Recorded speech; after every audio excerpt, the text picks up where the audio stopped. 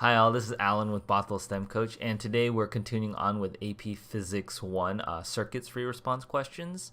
As usual, I suggest you pause the video, try to do the problem on your own, and then come back after you've attempted the problem. So in the circuit shown above, X, Y, and Z represent 3 light bulbs, each rated at 60 watts, 120 volts. Assume the resistances of the bulbs are constant and do not depend on the current. What is the resistance of each bulb? Okay. This seems to be standard. So because each one is 60 watts at 120 volts, you could use the power equation. Let's see, since I know the voltage and power to V squared over R. So R is equal to V squared over P. And that's V squared is 120 squared divided by 60. What's that? 2 times 120? That's 240 ohms. Okay. What is the equivalent resistance of the 3 light bulbs when a range is above? Well, any current that flows out of the battery flows through this light bulb, and then it flows through these two split up. But these 2 light bulbs here are in parallel because they share the same endpoint on both ends. So YZ, like this resistance, is going to be the 240 times 240 divided by 240 plus 240, the parallel resistance equations. And so that equals 120. It's also useful to know that when you do parallel, like 2 resistors are parallel, the same resistance, it's just half. So this is the 120, and then now that is in series, because any current that flows through X is going to flow through the equivalent resistance of these combined. So those 2 are in series. So my R is going to be 240, that's the resistance of X, plus my equivalent resistance of Y and Z, and so that's 360 ohms. C, what is the total power dissipation in this combination when connected to 120 volts?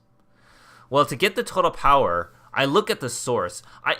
One of the most careful things you need to be careful is you don't want to do the power through this equivalent resistance. This power is not going to be the same as the original one.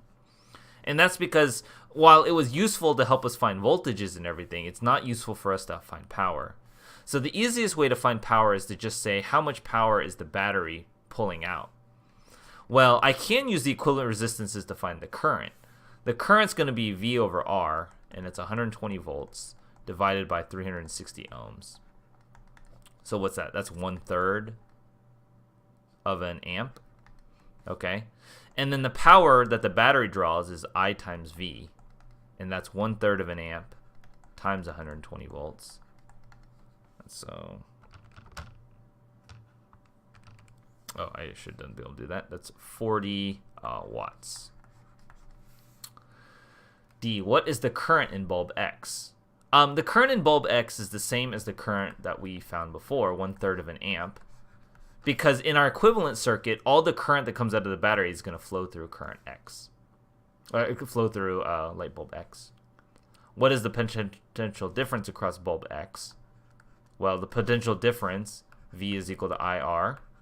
I know 1/3 of an amp is going through it. I know its resistance is 240 ohms.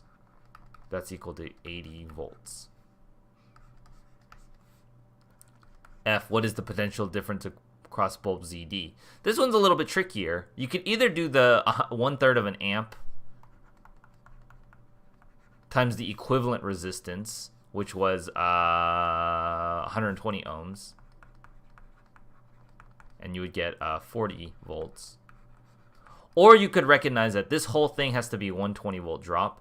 This has to be a drop of 80 volts, so this has to be a drop of 40, right? Because if this is, say this is 0, this is 120, and I dropped 80 volts, like there's a potential difference of 80 volts here, that means this has to be 40, because 120 minus 40 is 80, and then this voltage drop is 40 minus 0, or 40.